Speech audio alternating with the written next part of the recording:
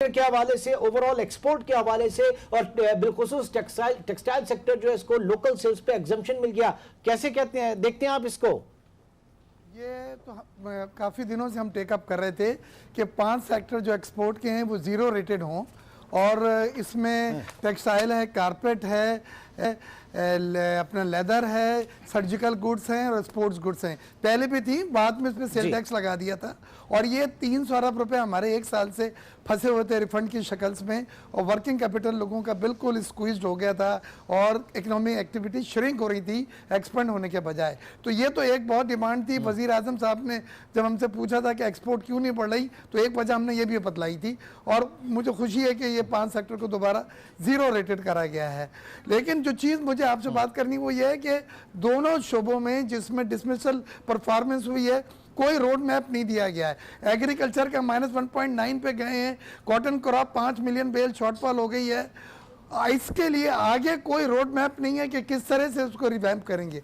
वो ये कह रहे थे कि 3 साल हमने जो है कंसोलिडेट किया, रिस्ट्रक्चरिंग की, आखिर के 2 साल हमारी हुकूमत के हम एक्सपोर्ट लेड ग्रोथ लेंगे, लेकिन उन्होंने एक्सपोर्ट लेड ग्रोथ में कोई रोड मैप फिर नहीं दिया है कि किस तरह से एक्सपोर्ट बढ़ा लेंगे, क्या इंसेंटिव्स करना चाहते हैं, किस तरह से वो एक्सपोर्ट को बढ़ाएंगे। वो कोई चीज़ हिकमत अमली या रोड मैप बिल्कुल भी नहीं दिया है। ये बड़ा वेग रखा अच्छा गया। डॉक्टर साहब, मैं थोड़ा सा ये जानना चाहूंगा कि जो टेक्सटाइल की लोकल सेल्स को आपने एक्सपोर्ट्स एग्जम्प्ट कर दिया सेल्स टैक्स से, तो ये इतनी बड़ी बड़ी जो हमारे यहाँ मेगा इवेंट्स होते हैं और इतने भारी इश्तिहारात होते हैं, ये लॉन्स के इतने सारे, and they are making billions of rupees, तो क्या ये जस्टिफाई करता है? जस्टिफाई करने वाली बात मैं इसीलिए पूछ रहा था, सारा का सारा आपका जो स्टक तो नहीं होता ना, रिफंड सारा स्टक नहीं होता, यहाँ पे भी तो आमदन है ठीक ठाक।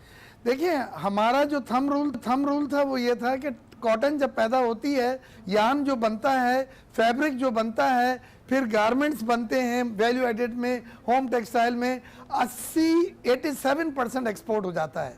ये एक थंब रूल चलता चला आ रहा है, और उनका ये कहना है कि अगर 80% से ज़्यादा एक्सपोर्ट हो जाता है किसी सेक्टर का, वो they deem as export rated sector, तो उस कैटेगरी से उन्होंने लोकल सेल के ऊपर, अब उस लोकल सेल में लोन भी आ जाती है इत्तेफाक से, और मैं आपसे एग्री करता हूं कि लोन के बड़े रेवेन्यू इत्तेफाक है सर। और दूसरी की क्या पूरे पाकिस्तान जो 13% आता है कपड़े पहनने में, 20 करोड़ की आबादी? नहीं, 20 करोड़ की आबादी में अगर आप हमारी 13 मिलियन बेल्स से बने हुए टेक्सटाइल मसनूआत का करें, ये तो कई बार एक्सरसाइज हो चुकी है इमरान, कि 87-90% तक ये चीज़ें वन फॉर्म और दी अदर एक्सपोर्ट हो जाती हैं।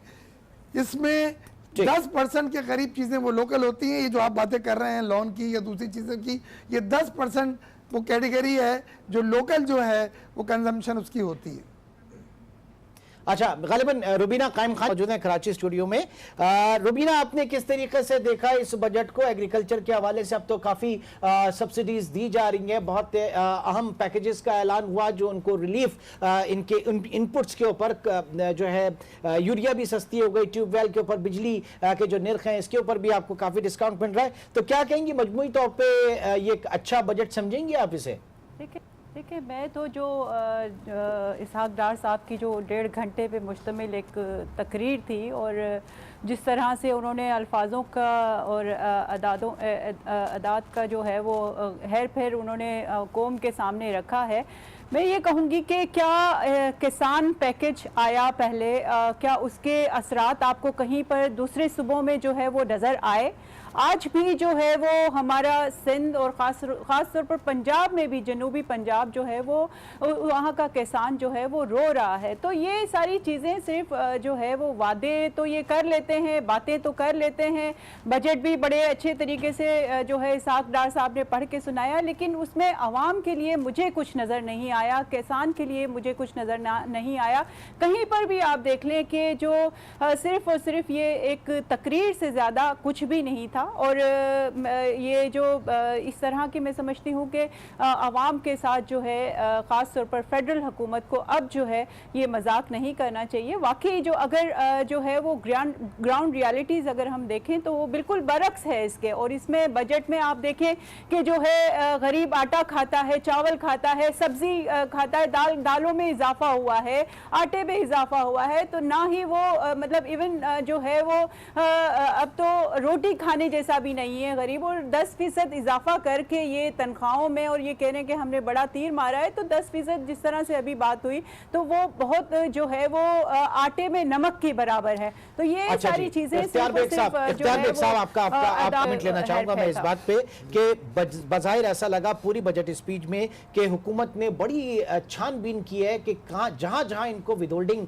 एजेंट्स नजर आए वहां पे टैक्स का दायरा जो है उसको बढ़ाया जाए। और सेकंड एक तफरीक और इनको मिल गई है फाइलर्स और नॉन फाइलर्स की, के बजाय इसके जो फाइलर्स हैं आप उनको इंसेंटिवाइज करें, आप नॉन फाइलर को इतना पेनलाइज कर रहे हैं और आपके पास खुद कोई एक जामे सिस्टम नहीं है फाइलर और नॉन फाइलर के फर्क की तफरीक के लिए। तो ये हुकूमत के पास एक नया स्पेस मेरे ख्याल से मिला है PMLN हुकूमत के पास, और डार साहब की सरबराही में जो वजारत खजाना काम कर रही है, क्या कहेंगे? जी, इमरान सुल्तान साहब इस बजट में बिल्कुल वाजे ये मैसेज मिलता है कि इनडायरेक्ट टैक्सेस पे टोटल फोकस है। ऑलरेडी हमारे इनडायरेक्ट टैक्सेस 60% से ज़्यादा बन गए हैं। डायरेक्ट टैक्सेस पे जो मेन टैक्स होता है जिसमें कस्टम, सेल टैक्स और इनकम टैक्स है, उस पर फोकस होने के बजाय आप जो प्रेजेंटिव टैक्स रिजीम है जो ऑब्सलीट है, जो फेल हो चुकी है, कि आप इंपोर्ट स्टेज पे लगा देते हैं, विद होल्डिंग एजेंट के जरिए वसूल करना चले आते हैं। इस पूरे बजट में हर पॉकेट से जिस तरह से विद होल्डिंग एजेंट को अपॉइंट कर करके विद होल्डिंग टैक्स लेने की जो एक्सरसाइज दिखाई गई है वो बड़ी डिसअपॉइंटिंग है। ये आप दोबारा इनडायरेक्ट टैक्सेस को प्रमोट कर रहे हैं जो दुनिया में रिजेक्ट हो चुके हैं। उसके अलावा जो चीज़ मुझे इसमें फाइलर नॉन फाइलर के जो आप कह रहे हैं, उनका ये कहना था कि हम नॉन फाइलर के लिए इतने हार्श मेजर्स कर देंगे और इतना ज़्यादा उनको माली नुकसान होगा कि एक वक्त वो आएगा कि वो खुद फाइलर बन जाएंगी। यानी तो उसके लिए उन्होंने डबल करते गए कि अगर फाइलर 10% है तो नॉन फाइलर 20% है। लेकिन इसके पीछे रैशनल वही था कि ये किसी भी तरीके से उनको चाहिए ये था कि डॉक्यूमेंटेशन इकोनॉमी के टूल्स ढूंढें। इनको चाहिए ये कि उन लोगों को टैक्स नेट में लेकर आए। इनको चाहिए अभी जो स्कीम फेल हुई थी दूसरे तरीके से उन्हें इंसेंटिव दें, फैसिलिटेट करें कि हमारा टैक्स नेट बढ़े। अगर आप नॉन फाइलर को जिंदा रखना चाहते हैं और उनको पेनल्टी करते जाएंगे तो इस तरह से टैक्स नेट आपका नहीं बढ़ेगा। मैं इससे एग्री नहीं करता हूं कि आप बैंकिंग चैनल्स पे वो कैश निकाल रहे हैं तो उससे ज़्यादा आप लिए चले। या तो आप ये करें कि NTN कार्ड सर्टिफिकेट की ज़रूरत है जब आप लैंड क्रूजर गाड़ी लेने जाएंगे 2 करोड़ की, बगैर टैक्स के NTN नंबर से गाड़ी नहीं मिलेगी। या रजिस्ट्री की ट्रांसफरी है मकान की, अगर NTN नहीं है तो वो नहीं हो सकेगा। ये मेजर्स लें कि ताकि वो पाबंद हो कि वो वहाँ आए और अपने आप को रजिस्टर्ड कराए। आप उसके ऊपर पेनल्टी बढ़ा के अपना रेवेन्यू बढ़ाना चाह रहे हैं और आप पैरेलल साथ में लेके चल रहे हैं नॉन फाइलर को, नॉन रजिस्टर्ड को, जिससे टैक्स रेट आपका हरगिज नहीं बढ़ेगा। मेरा कंसर्न ये है कि गो के आपकी इकोनॉमी जो पैरेलल इकोनॉमी है आपकी, उसका 3 टाइम्स जो है वो आपकी पैरेलल इकोनॉमी है। और नॉन फाइलर इस तरह के स्ट्रिंजेंट मेजर्स अगर आप लेंगे तो वो सेगमेंट भी अगर उसने भी इन्वेस्टमेंट छोड़ दी, उसने भी अगर बिजनेस छोड़ दिया तो फिर आपके पास क्या स्पेस होगा? इस पॉलिसी को देखा है हुकूमत ने? इमरान आज मेरे साथ फर्स्ट वुमेन बैंक की प्रेसिडेंट थे एक चैनल पे, उन्होंने बतलाया है कि 900 अरब रुपए बैंकिंग सिस्टम से निकाल लिए गए हैं। एक बार टैक्स उन्होंने पे जरूर कर दिया कैश निकालने पर, लेकिन अब वो पैसे कहाँ गए किसी को नहीं पता। ज़्यादातर ने रियल एस्टेट में डाले हैं, वो कुछ बाहर ले गए होंगे। तो आप इस तरह से साइफन ऑफ मनी को इनकरेज कर रहे हैं, बैंकिंग सिस्टम को नुकसान पहुंचा रहे हैं। बैंकिंग सिस्टम में जो एक सेविंग को आप नेशनल सेविंग को बढ़ाते हैं उसको नुकसान पहुंचा रहे हैं। मैं ये समझता हूँ ये डॉग मेजर से रेवेन्यू कलेक्शन आपकी पॉलिसी नहीं होनी चाहिए, रेवेन्यू जनरेशन पॉलिसीज होनी चाहिए कि रेवेन्यू जनरेट हो और उससे फिर आपको नेशनल सेक्टर को फायदा पहुंच सके।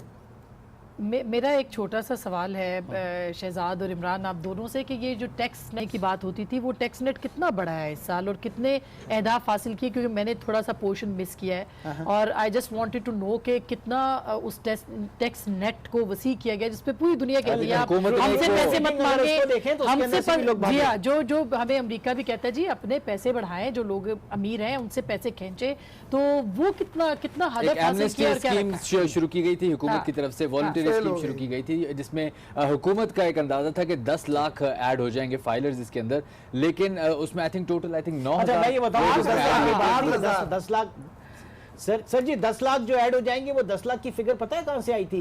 वो 10 लाख की फिगर आई थी SNGPL के कमर्शियल बिल्स के हिसाब से कि जनाब इतने कमर्शियल बिल्स हैं तो इतने लोग जो है टैक्स नेट के अंदर आ जाएंगे। ये मतलब कारकर्दगी के मयार आप देखें कि जो बेंचमार्क आप सेट कर रहे हैं वो कमर्शियल बिल्स के ऊपर रख रहे हैं। नाउ एक और चीज है कि कमर्शियल बिल जो आपके बिजली के हैं वो 20,000 रुपए से अगर ऊपर आएंगे तो उसके ऊपर 12% again with holding tax. Now इस सवाल को मैं कराची इस्लामाबाद स्टूडियो में कशमाला तारिक ने भी हमें ज्वाइन किया, उनके सामने रखना चाहूंगा। कशमाला, किस तरह का आपने बजट देखा? हमारी ऑब्जर्वेशन पर्सनल यही है कि हुकूमत जो है बड़ी इसने काविशें की और ढूंढ के लेकर आई कि विद होल्डिंग एजेंट्स जहां जहां नजर आए विद होल्डिंग टैक्स की मद में जो है स्क्वीज किया जाए, और साथ ही साथ जो फाइलर और नॉन फाइलर का ये जो इस हुकूमत ने एक नई चीज निकाल ली है, तो वो एक नई स्पेस इनको टैक्स रेवेन्यूज के लिए मिल गई। क्या कहेंगे आप? आई थिंक इसमें ये चीज़ तो अच्छी है कि अगर ये इंसेंटिवाइज कर रहे हैं फाइलर्स को, क्योंकि हम हर साल से इस चीज़ की बात करते आ रहे हैं कि फाइलर्स होने चाहिए, इनकरेज करने चाहिए, टैक्स नेट बढ़ाना चाहिए।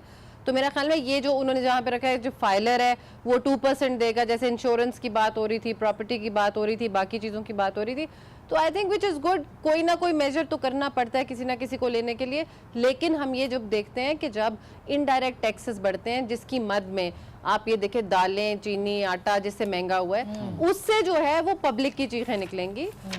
ये चीज तो आप कह रहे हैं ना कि जिसके पास पैसा होगा वही जमीन खरीदेगा, पैसा होगा वही इंश्योरेंस पॉलिसी खरीदेगा, पैसा होएगा वही ब्रोकरेज हाउसेज में जाएगा, तो वो तो बड़े मुनाफे और बड़े खाते पीते लोगों की आप बात करें और उसकी परसेंटेज कितनी है।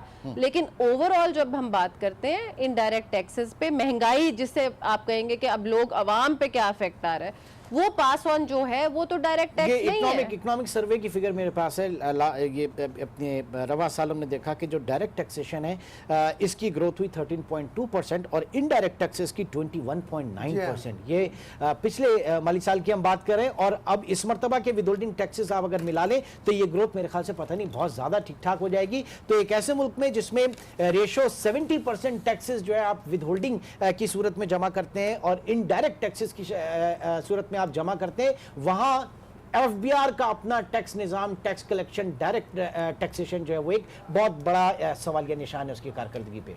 अच्छा, एक बहुत बड़ा जो चीज़ मुझे मिसिंग लगी इस स्पीच में वो था रेमिटेंसेज, जिसके शॉर्टफॉल एक एक्सपेक्टेड है गल्फ कंट्री से स्पेशली, उसके ऊपर कोई पॉलिसी पेश नहीं की गई कि अगर रेमिटेंसेज कम हो जाएंगी तो उसके लिए हुकूमत क्या कर रही है। क्या आपको कुछ उसमें स्पीच में इस बारे में सुना? नहीं, इस तरह की इतनी ज़्यादा चीज़ें तो नहीं थी, क्योंकि ऑयल प्राइसेस का उन्होंने तस्करा ज़रूर किया था, लेकिन वो तस्करा जो है वो आया था कि ऑयल प्राइसेस की वजह से हुकूमत को थोड़ी सी स्पेस मिली। बट अगेन हम ये देख रहे हैं कि जिन जिन कंट्रीज़ में आपके गल्फ़ कंट्रीज़ में जो प्रॉब्लम आया है वहाँ पे ऑयल प्राइसेस, क्योंकि असल में उनका ऑयल रेवेन्यू ही था, तो वो मुतासिर हुआ। आगे आने वाले वक्त में आपके लिए ये एक सीरियस कंसर्न हो सकता है। कशमाला, मैं ये जानना चाहूँगा कि ऑयल प्राइसेस आपके दौर में भी आपने देखा 147 पे चली गई थी, उसके बाद $38 तक नीचे आई, हमने वो राइड मिस की यार। इस मरतबा मियां साहब की गवर्नमेंट में 120 से लेकर नीचे $28 तक आई, तो हमें क्या इतना बड़ा हमें बेनिफिट मिल सकता था? क्या आप समझती हैं कि हम फायदा उससे उठा सकते थे लॉन्गर रन में जो हम नहीं उठा सके? देखिए, मैं समझती हूँ कि ये लोग लकी रहे कि इनके टाइम पे आके ऑटोमेटिकली इंटरनेशनल प्राइसेस जो हैं वो कम हो गई और जिसका इनको एडवांटेज मिला। लेकिन वही हम बात करते हैं कि उसका इफेक्ट लोगों तक नहीं पास ऑन पूरा हुआ। जिस रेशो से दुनिया के अंदर प्राइसेस नीचे आई, उस रेशो से पाकिस्तान के अंदर नहीं है। अब आप देखें, आपकी ट्रांसपोर्ट, आपकी इंडस्ट्री, आप जो चीज़ भी काउंट कर लें वो आपकी इनडायरेक्टली जो है वो आपके फ्यूल के साथ रिलेटेड है। सो बेसिकली आई थिंक इसकी बिना के ऊपर हर चीज़ सस्ती होनी चाहिए थी। लेकिन अगर हम देखें कर्जों के तवाज़न में जो आपका डेट सर्विसिंग में चले जाता है और जिसको वो मेंटेन करते हैं, इधर से एक चीज बढ़ाते हैं, उसको रख लेते हैं कि अगर इंटरनेशनल मार्केट में भी कम हो रही है तो they are the ones who are collecting it, फायदा उसको जा रहा है। तो उसकी जो रेशो है वो नहीं सही बन पा रही कि जिससे, लेकिन माजी में अगर पिछले 5 साल की आप हुकूमत भी देखें, इससे पिछले जो जिस हालात में इनको हुकूमत मिली है तो तभी तबाही थी।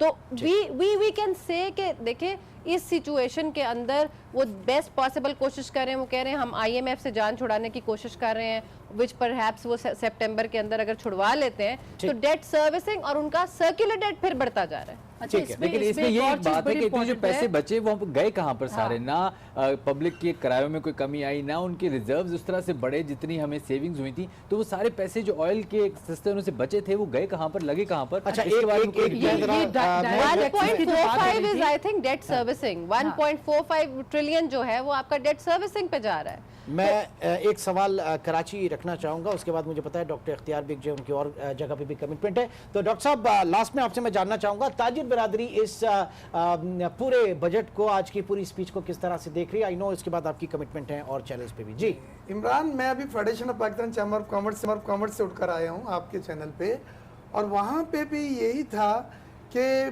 बजट में बहुत सारी तशनगी रह गई है जो हम एक्सपेक्ट कर रहे थे न्यू इन्वेस्टमेंट्स के लिए और टैक्स एग्जेम्पशंस के लिए, to track new investment in industrialisation.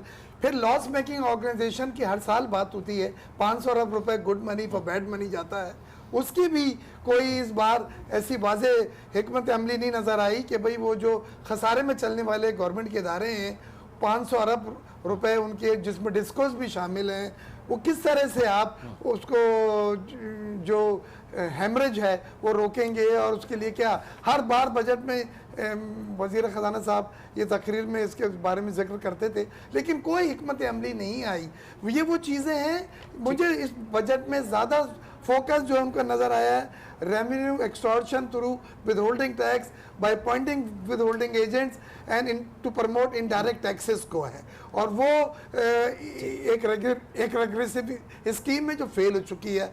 और आप एक और चीज़ उसमें मैं आपको ज़रा सा कह के बात बतला देता हूँ मैं, कि इसमें एक्सपोर्ट की जो ग्रोथ है आपने दोनों जगह मार खाई है, एग्रीकल्चर की भी आपकी परफॉर्मेंस पुअर रही है और एक्सपोर्ट भी मैन्युफैक्चरिंग सेक्टर में आपकी कम रही है। दोनों चीज़ों को सपोर्ट करने के लिए, एक्सपोर्ट लेड ग्रोथ के लिए कोई ऐसी हिकमत अमली, कोई ऐसे इंसेंटिव्स, कोई ऐसे रोड मैप नहीं बतलाए गए कि जिससे तो बहुत दिया उन्होंने। नहीं, पर एग्रीकल्चर में आप ये देखें कॉटन की क्रॉप मुसलसल 5 मिलियन बेल शॉर्टफॉल होना कोई मामूली बात नहीं होती है। न सीड्स बन रहे हैं, न वाटर का कोई मैकेनिज्म बतलाया जा रहा है, चेंज ऑफ वेदर से जो क्लाइमेट चेंज से चेंजेस और असर पड़ रहा है।